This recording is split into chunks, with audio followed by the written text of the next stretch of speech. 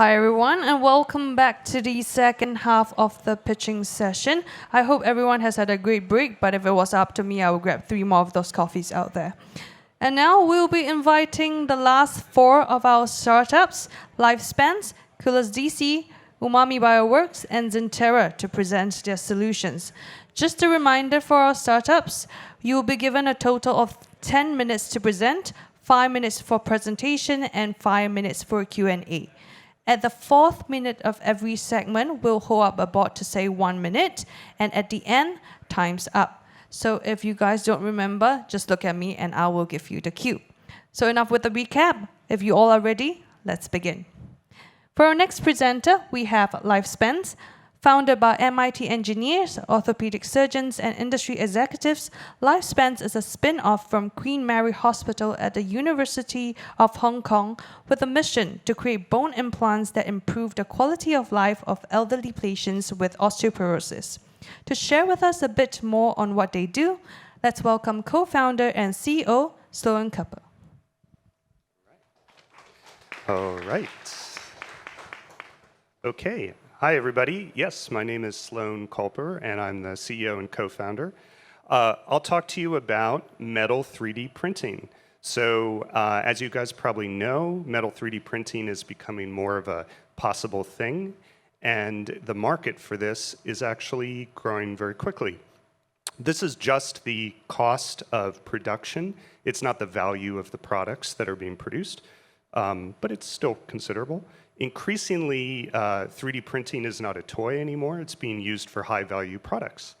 And this is great because in our industry, what we're focusing on is how materials fail. So metal 3D printing in particular has a little bit of a problem with crack formation. There are different methods that can ameliorate it, but in general, you could think of a part that needs to be bent many times, like a metal rod.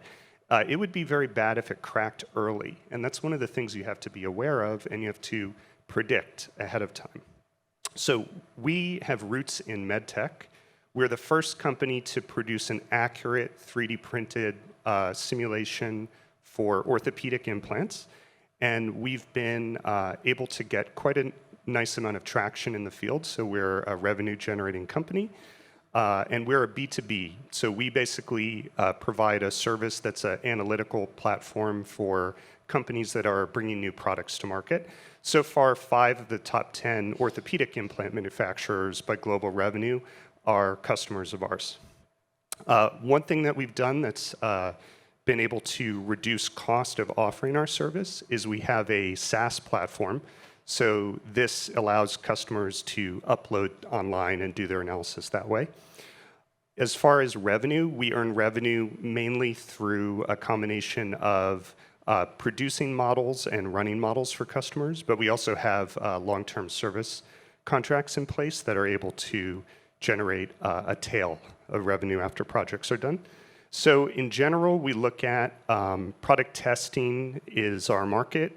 It's about there are competitors in the space right now that are about 1/10 the speed, 10 times the cost, and not as easy to use. So these are our main advantages. Our IP moat, at least in medical, we have quite a good established moat, and the materials that we've developed in medical, that takes a long time to develop. We can apply those to the other industries. So this is actually the first time I'm pitching for industries beyond medical. We're looking at raising about another $4 million as part of our Series A. We've raised in the past a few $1 million already with quite a good track record for being able to get non-dilutive funding. So our team consists mostly of people from engineering disciplines, but also from the business sectors. So thank you very much, and happy to answer questions.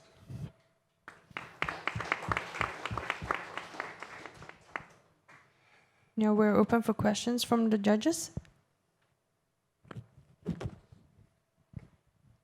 Can you just maybe give us a bit more color on your competitor landscape, if there's any? So I'm going to try to go back. maybe as you can go to the competitor slide. Okay, so in general, I would say there are the providers that produce software that is general purpose, and then there are the actual service providers that most manufacturers would go to actually do analysis, because usually the software is, oh, thanks. Yeah, usually the software, which would be generated by these MNCs, are very general purpose, and they don't actually have the material models in place. So in a way, we end up competing against a lot of consulting firms that we kind of blow away as far as cost to be able to offer something, because we have a software that we created that is specialized in the 3D printed material database. So I guess you could say we end up competing in both areas, though, both on the software provider and on the service provider. Yeah. How do you test this? Like, I'm looking at the simulations on your website. How do you compare that to the real world? Yeah, so validation is a pretty well documented process. Essentially, we do physical experiments, and then we try to use that material model across many different scenarios and make sure that that material model reproduces, like, okay, if we have a material model of electron beam formed titanium, we see that it can produce a reliable prediction for stress fracture of a bone screw. And then we would also look at something much larger and do a simulation of that with the same model. And if your prediction matches the experiment, then you have a fairly robust model. But validation is kind of in the eye of the beholder. So we luckily come from a really picky industry that has very, very high standards. So we're used to doing validation that's extremely rigorous. Thank you for the question. Can you share how you foresee the business showing the hockey stick kind of growth moving forward? So in general, the amount of expenditure that is in the industry is going to rise with revenue.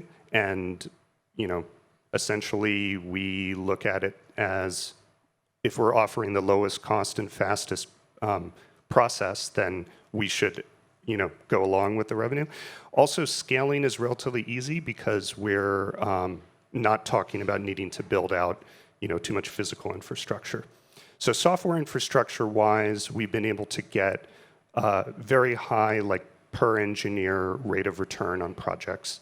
So I think it's mostly because the kind of work we do tends to be for very high value projects. So an engineer's time ends up producing quite a lot of revenue. We did a benchmarking, and we're actually quite a bit ahead of many large companies when they do that analysis. Yeah. Just a quick question too. One is, it seems you've captured already quite a sizable amount of your market. So what's the remainder? What's the upside? And then the other is, you mentioned more pilots and projects, but what's the size of the usual SaaS and subscription period? Okay, so for our market, our roots are in orthopedic devices. And this is partly because orthopedic devices tend to be delivering like a mechanical treatment, and understanding the material process from a mechanical side is really what we know. So the other industries that are out there that are also primarily making, for instance, we wouldn't focus on like tiny little drug delivery that's not like a 3D printed part or something like this. We would instead look at the adjacent industries. Does that? Maybe more in the orthopedic industry, it seems you've captured already half of the market share of the large companies. So what remains to be captured, and how big is that? Sure. We have captured them as far as number of clients, but there is very deep mines of gold to be found in the like going into more engineering groups and this kind of thing. So for instance, for our best client in orthopedic devices, we serve like one of their major divisions, which would be generating a few US billion a year, but they have like 10 such divisions. So there's actually quite a lot more growth to be had there, even though we've obviously like gotten their attention. Yeah. Just in terms of the size of the SaaS, is it a... Oh, yeah. So usually the way we price is we have like a very small entry level so people can try it out. That's like a $500 simulation. It's so cheap. But we still make a good return on that. Usually our margins for the SaaS are like 80-90%. So then we would usually see for when we get a paying customer, those projects tend to, a larger contract, those projects tend to be up to about $100,000 per project. Thank you. Thank you. And that marks the end of the 10 thanks. minutes. Let's give Sloan another round of applause. And next up, we welcome Singapore-based thermal, power, performance, and carbon management company, Kolas DC. Seeking to improve energy consumption by data centers and enhance efficiency, they offer sustainable cooling solutions using innovative cool plate designs. And to share with us a little more on what they do, let us put our hands together for co-founder and chief solution architect, Li Ming.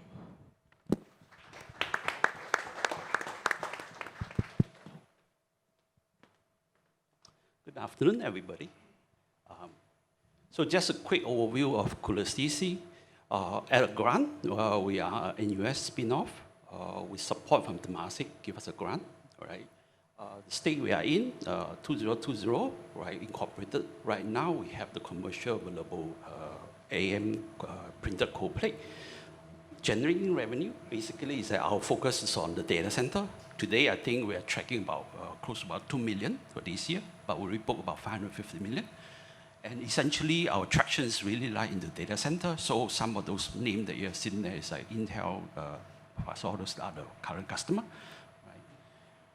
So essentially, we are tackling one big problem that we are facing in the data center is essentially is on the energy consumption. As you can see here, it's like, data center is probably one of the things that have been talked about. Especially in Singapore itself, I think it's consumed about 7% of the total energy consumption. So the problem statement here is like big enough for us to tackle, so we look for a much better solution for that. So basically move into a sustainable data center. So what is driving the growth right now? Essentially, we look at the market itself, it's probably close to about 30 billion worldwide. But as we zoom down into the addressable market, basically we're tackling right now in the ASEAN side and also Asia Pacific. So we're zoomed down into like a number of the growing sectors or the tier 1 city itself that give us a projected revenue size about 1 over billion, which we are tackling on that. Of course, we will have the ambitions to grow global because if you look at the way how it goes, basically, we are also listed one of the number of key players in the global data center.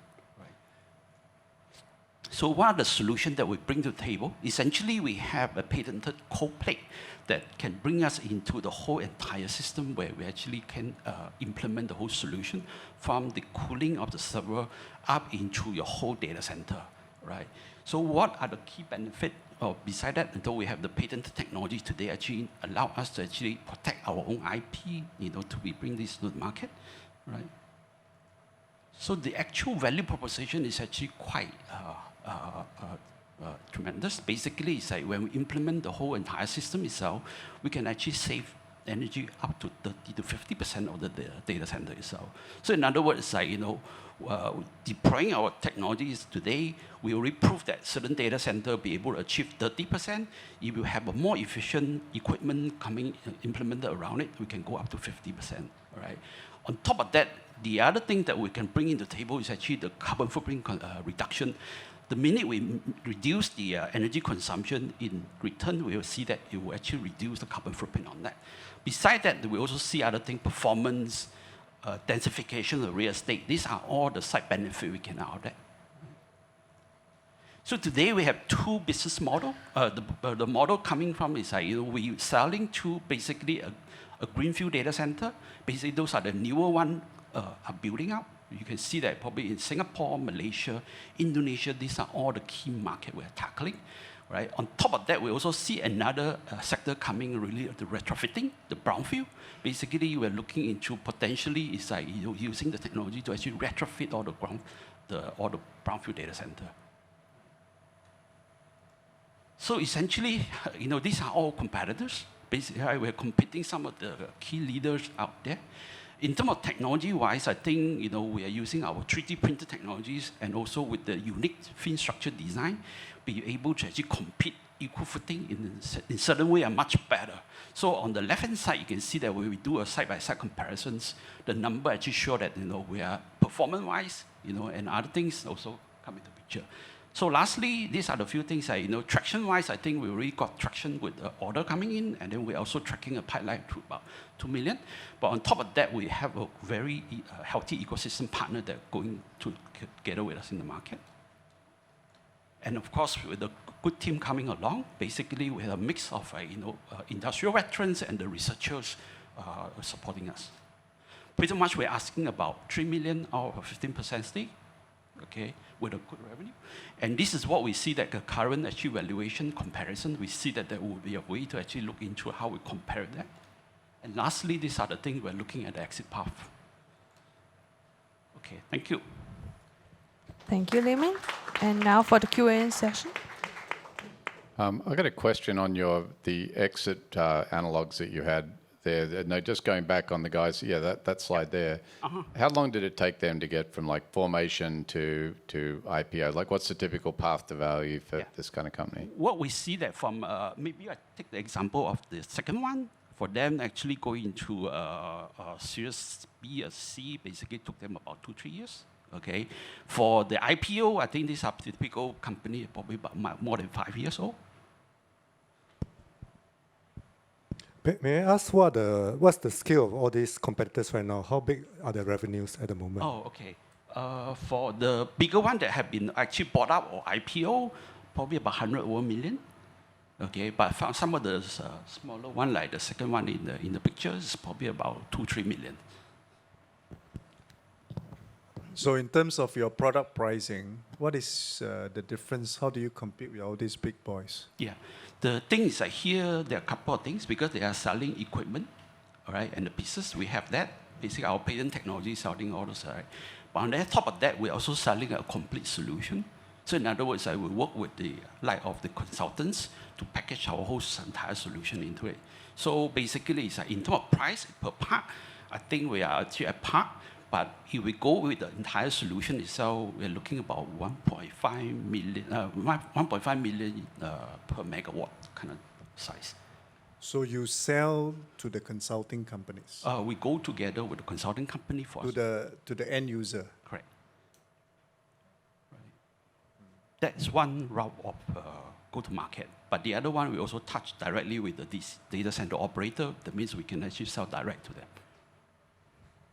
Are the server companies going to basically OEM yours? Or? Yes, we are doing that. Okay, but that one is a longer path. Right. Thank you for the question, CK.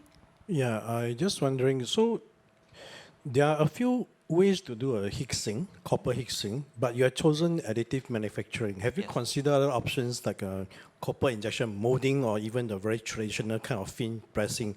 I mean, basically from the cost considerations. And by going additive manufacturing, how much efficiency are you gaining compared to your cost? Yeah, we do consider a few factors on that. One of the things is that because our oblique fin structure itself require very fine way of manufacturing. So why we choose additive manufacturing? Because of that. So give us the performance about 5 degrees to 7 degrees different. Second thing also, we have an ecosystem of a different 3D manufacturer, allow us to optimize the price of the cold plate right now. So we actually start to bring in now together with the machine part printing. The difference is about 20 to 30%. Basically, it's like around $100 range. So I think we can bring it down. Third part is very important. Is actually didn't show here is actually the leak free, because if you do machining tactic, one of the things that we here basically is that as you bring this thing into the data center, leaking is actually one of the core things that we're considering. That's why we're doing a unibody 3D printing whole part. So do you need to do any post-AM secondaries? Minimum, all right. Minimum. Basically, I think when we print out, there'll be some polishing and all things we're going to do, but basically it's minimum. So the differentiating value is your design, your fin design. Is that, and it has been validated in simulation and also in real life? Is Yes. it? Yes, it's validated because one of the pictures been showing that is we're actually, comparing with one of the strict fins that are using the machine cut and using a 3D printed our technology. We actually run through the actual testing. Thank you for the answer. We have time for one last question from the judges. If not, thank you so much for your time. Let's give him a round of applause.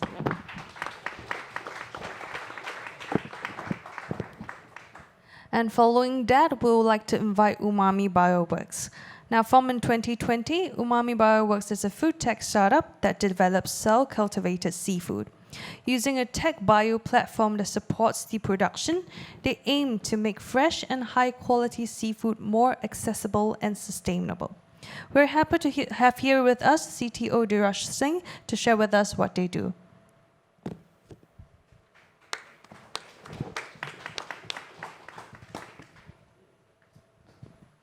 Thank you, everyone. Just a small correction. I'm not the CTO. I'm head of R&D.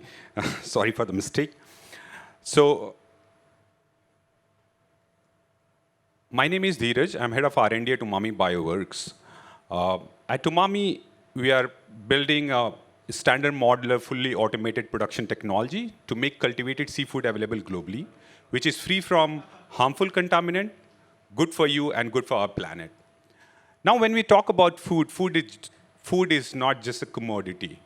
It is deeply rooted in culture and tradition. I'm sure many of you would agree that food provides opportunity to connect with your own culture and also understand, explore, and respect other cultures. However, this relationship with culture and tradition with food is under threat because of rising population, global warming, changing temperature. If you look at the FAO data from 80s, the supply of seafood from the ocean is almost stagnant. In fact, it's declining. We managed to add a little bit to it using aquaculture technology, but still it's not sufficient. The problem with aquaculture technology is like you can not adapt all the fish species you want to eat, which deprive you from eating the fish of interest. So if you look at the status quo of seafood, almost all the fisheries across the globe, they're either overfished or fully fished. Whatever available in the ocean is contaminated with harmful chemicals like heavy metals, antibiotics, microplastics.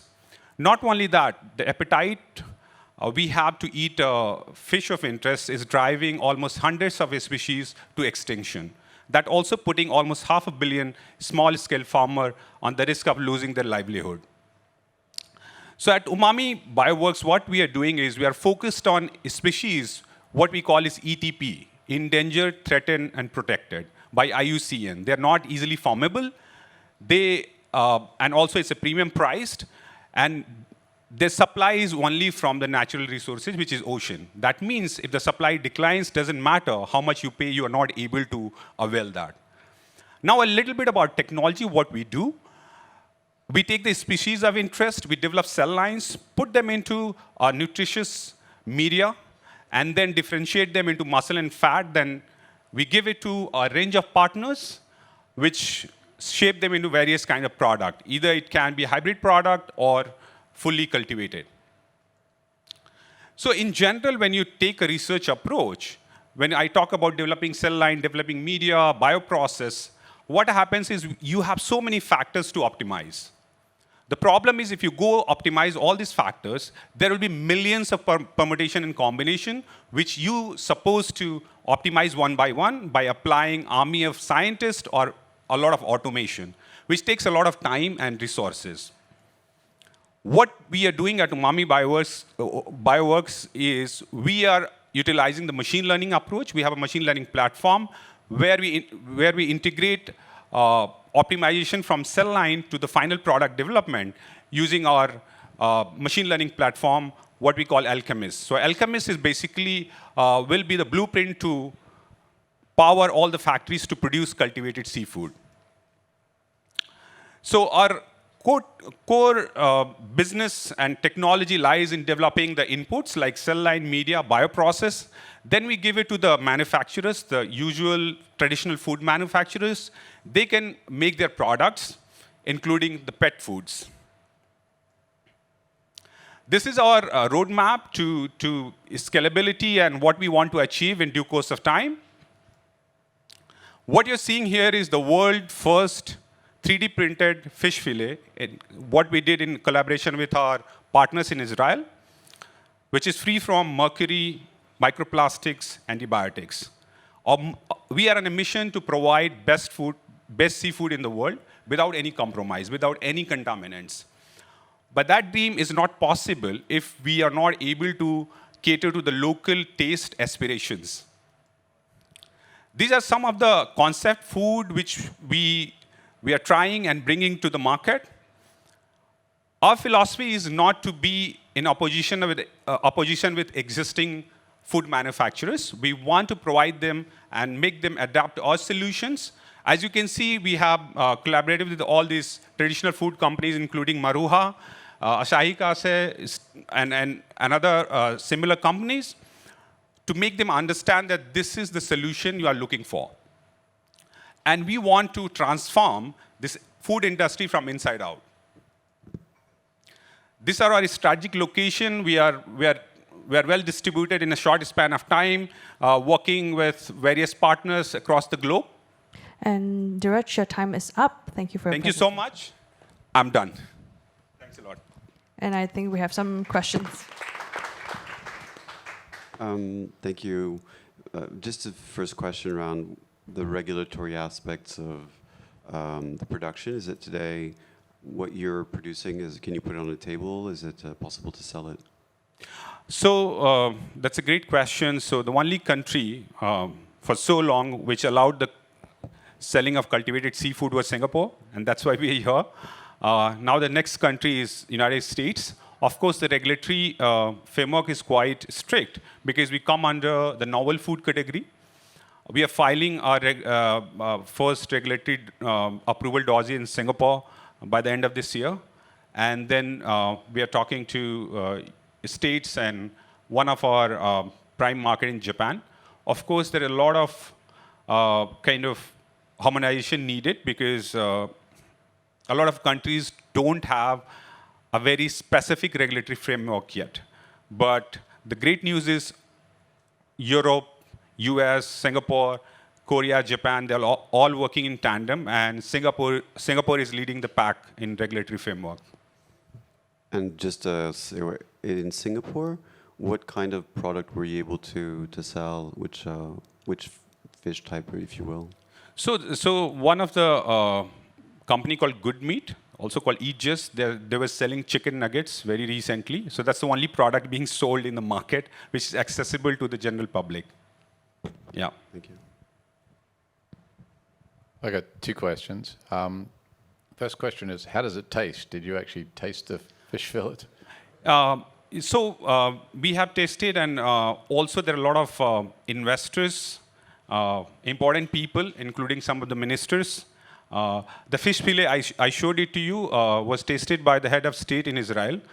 We have tasted, and there are a lot of tasting events we organize. Of course, it's regulated for limited number of people. And the feedback was great. And as I mentioned, it's not 100% cultivated, but it's kind of hybrid products. But taste, texture, and mouthfeel was quite remarkable. That's what the feedback we got from all the tasters. So far, we have done fish ball laksa, Thai cake, fish tacos, and 3D printed fish fillet. And my second question is, who are your competitors? Because you didn't mention them in your deck. Okay, great. So we don't have any direct competitor as yet because we are focused on only species which are like endangered, threatened, and protected, and that's quite a unique space. We are the first in the world to develop a lot of cell lines and all the intellectual properties around it because these fish have never been studied in any other form. They don't have any biomedical application. Some of the competitors which we have in this space is like Blue Nalu, we had shock meats. The approach which we have taken is slightly different because we are multi-species. These people are focused on end-to-end supply of product. We are just providing the technology. So we are tech enablers. We are not going to compete end-to-end. What we are doing is we are bringing all the strong partners on a platform to ensure that we reach from cell line development to market in fastest time. Because the capex and opex to run this kind of factories are quite high. So that's why you see that we are bringing in all the traditional food manufacturers to our fold. My fourth question is, are we able to get sampling this evening? I wish I could do that, but to do sampling, we have to go through SFA.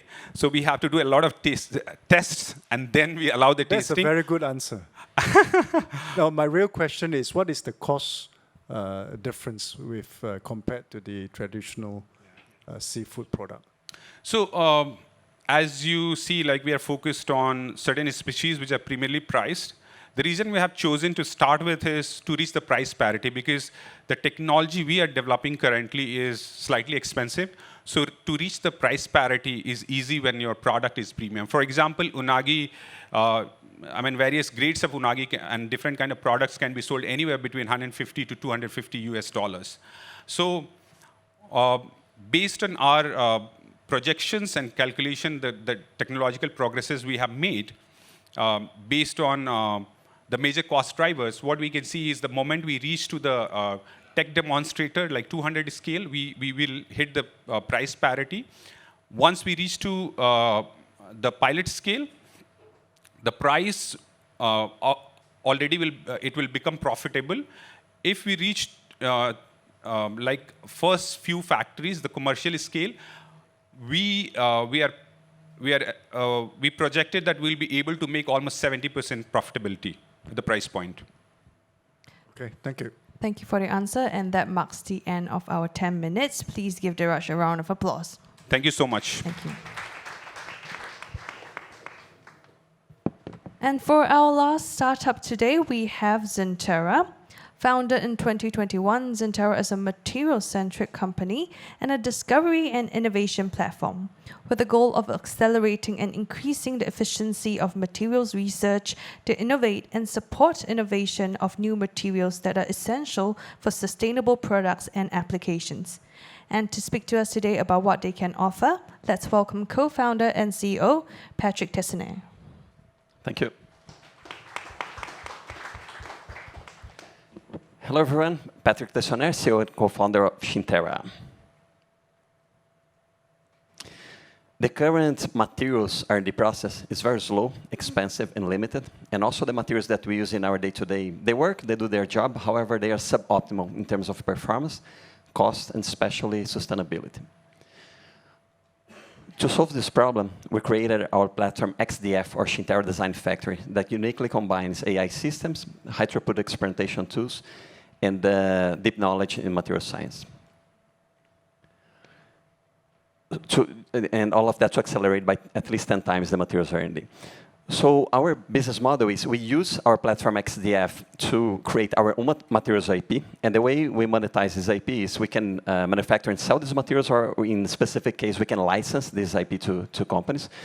And we are completely focused now on our first materials verticals, which are materials that can remove CO2 from air. And we are incorporating these materials into textiles. So basically enabling textiles to remove CO2 from air. And over time, we'll expand to other materials verticals, and we want to position Xinterra as the AI-driven materials R&D company. So how do we apply, did we use AI to come up with our carbon removal materials? And by the way, last week we launched a brand for these materials. The name is CoolestDC, that you saw in the last slide in this t-shirt here. So basically, because our approach is AI-driven, we need data to train the AI. The way we generate this data, we build in-house these high-throughput environmental chambers. With these chambers, we can generate high-quality experimental data, fast and cheap, with low capex or low opex to train our AI. Once we started training our AI, it came up, it recommended several different materials that we synthesize in our labs. The materials in those vials, they represent some of the 120 materials that we synthesize, and most of them with no prior art. And the more we run this cycle, the more powerful our AI became. Even better materials it started recommending, and the most promising we started adding to pieces of fabrics and measuring the CO2 absorption of these fabrics as well. So with that, we proved with our platform how fast we can develop new materials from ground zero when we didn't have any data and no tools to measure the CO2 from last month when we filed our patent for this carbon removal materials. We took 11 months. Materials and chemical companies that would have taken 3 to 5 years. And with the learnings from this development, instead of 11 months, we believe that the next materials we can take 6 to 7 months applying the learnings. So the way the carbon removal materials works in contact with the CO2, so the carbon agent, the CO2 agent, sorry, the carbon removal agent absorbs the CO2, so the molecule gets trapped. In the washing process, regular washing process in contact with regular detergent, the CO2 becomes a mineral, and this mineral is safe, stable, common, used daily in our lives. So this is how we guarantee that the CO2 is not going to be released back to the environment. And in the same washing process, we recharge the carbon removal material. So if you're talking about the T-shirt is ready to capture the same amount of CO2 all over again. We run in our lab up to 20 washes, and after the 20th wash, it captures 50% of the amount captured before the first wash, and this is one of the properties that we are improving using our AI. 20 T-shirts where one time combined, they remove the same amount of CO2 that a mature tree removes per day. We have a specific landing page for CoolestDC. You can see these videos there. So basically, we demonstrate a textile treated with CoolestDC removing CO2 compared to an untreated. So in 6 hours, the treated one removes almost 300 ppm of CO2. The market's huge. We're talking about textiles, so we estimated the TAM in $227 billion US, and the serviceable obtainable market in $13 billion. We are a team of material scientists and engineers. We come from institutions such as MIT, A-STAR, NTU. I came from the industry. I was the global CTO of a multinational chemical company. Tonio is a professor at MIT, and he's one of the pioneers on using AI to accelerate the development of materials. Together with Kedar, they started an initiative at A-STAR in 2018. The name is AMDM, from which we spun out, and we are a spin-off of SMART as well, the Singapore MIT Alliance for Research and Technology. We're looking for a partnership with textiles mills, brands, and connecting with potential investors for our next financing round that's not open yet. Thank you. And with that, time is up. Let's give Patrick a round of applause. And now for the questions. So many questions. It's lovely, like what you're doing with the fashion, combining fashion and carbon capture. What is the harmless material? Is it calcium carbonate? What's the? It is baking soda.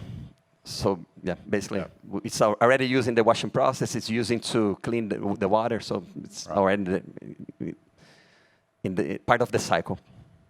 And have you put this idea in front of any really large brands like Nike, Under Armour? Yeah. They are, of course, depends, the brands, the most important asset is their brands, their reputation. So they are cautious. Some of the brands, they prefer to adopt this in a later stage after other brands adopted. But they are completely interested. And we are talking, especially the textiles mills who supply to these brands, we are, actually we already run out of samples to send to these mills because we had much more demand to move to the next stage than we predicted. And what is your next round look like? So our idea, so we are still defining the numbers, but our idea is to start the process for a Series A early next year, something around $10 million US. Thank you. You're welcome. You mentioned about 20 watts, right? Yeah. What it takes to go to 200 watts? So basically, it's, and this is where the AI really helps. We need to find the right binder. Because the problem is, it's not the carbon removal agent will keep absorbing, capturing CO2 for most probably for the 200 watts. We need to make sure that this really binds to the textiles and does not wash it away. So we are now testing many different binders, using the AI to indicate what is the most optimal binder in the composition to certain types of textiles that will make this bind for longer washes. So from a price point, a regular shirt, T-shirt, and compared to your CoolestDC T-shirt, what will be the price point difference? So on the market side, on the conversations with mills and some brands, they believe that it's possible to increase 10% the price of a T-shirt that costs between $20 to $50. And in terms of cost, of course, we are not pricing cost plus, we are pricing value, value sharing. And we believe most probably we will start with something between $3 to $4 per T-shirt. And we see a clear route to come down to 50 cents, $1 per T-shirt. Thank you. You're welcome. Thank you for the question and answer. Do we have any more questions from our judges? While we talk, this square on the T-shirt is treated with CoolestDC, so it's already removing CO2. If not, let's give Patrick another round of applause. Thank you very much. Thank you. All right, and with this, we conclude the pitching session of SIF 2023, and we have definitely heard some very exciting propositions today. Let's give all our 9 groups of startup a round of applause.